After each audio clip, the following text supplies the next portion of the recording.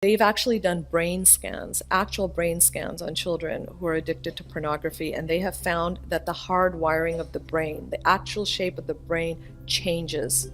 It actually changes. There's a physical effect of pornography addiction.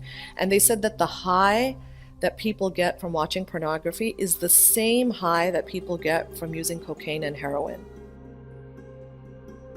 But the thing about pornography addiction, which people don't realize, is studies show first and foremost that most addiction happens between ages of 10 and 12. The other thing is they've actually done brain scans, actual brain scans on children who are addicted to pornography, and they have found that the hard wiring of the brain, the actual shape of the brain changes. It actually changes. There's a physical effect of pornography addiction. And they said that the high that people get from watching pornography is the same high that people get from using cocaine and heroin. The three things about pornography, it's the AAA engine. It's affordability. Pornography is cheap, is free, and if it's not free, it's very cheap. Accessibility, you can access it anywhere. In the old days, you used to have to go to a video store. Now I could be watching it on my phone in front of you at the dining table and you would have no idea. Affordability, accessibility, and anonymity, the fact that nobody knows you're doing it. So what we as parents need to do is we can't do anything about the affordability, so we need to take away the accessibility and the anonymity. I asked my son, why don't you watch pornography, my 18-year-old? Like, why? You could get away with it at anyone's home. Why do you choose not to? And he said that he was once in a dars and he heard the sheikh say something that had a real effect on him. And he said the sheikh said, Iman gets pulled out of your eyes. Iman gets pulled out of your eyes. And he said that freaked him out.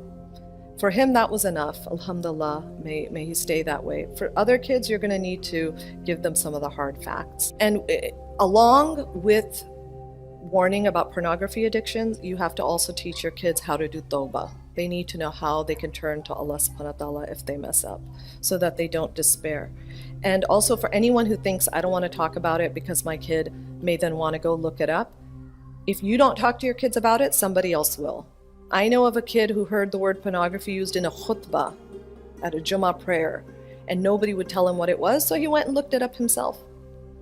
I know a kid who went to a non-Muslim summer camp, and a boy came up to him and said, do you know what porn is? And he went, parm? He didn't even say the word correctly. He went parm, and he typed up P0RN, and he found pornography, even with the wrong spelling.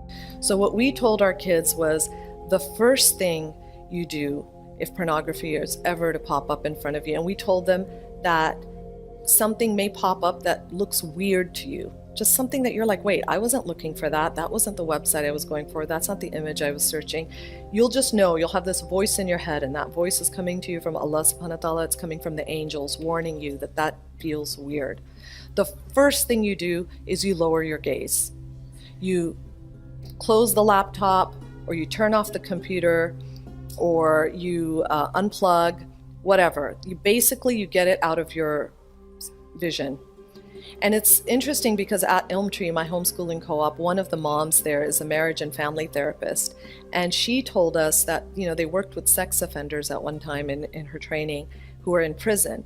And she said they were taught as therapists to teach these sex offenders that if anything was ever to pop up or come in their sight, the first thing they have to do is look away. The first thing they have to do is to get it out of their sight of vision, which is really, it shows you the wisdom of Allah subhanahu wa ta'ala, because what does Allah subhanahu wa ta'ala tell us to say? He tells us to lower the gaze, right? So lowering the gaze, there's real benefit in that. It's not just like, oh, we're so, nervous, we can't look at anything. There's actually a protection of the heart and the soul of getting something out of your vision that is haram. So the first thing is look away. The second thing we teach our kids is to immediately say, A'udhu billah minash shaitanir rajim. And we tell them that these are words of power. These are not magic words. It's not mumbo jumbo. You have to know that when pornography or something like that pops up in front of you, you are in a shaitani environment. You're in the presence of shaitan, and you need protection. And the only one who can protect you is Allah subhanahu wa ta'ala. We ourselves have no power. So you immediately call on Allah's help for his help. So, A'udhu billah minash shaitanir rajim.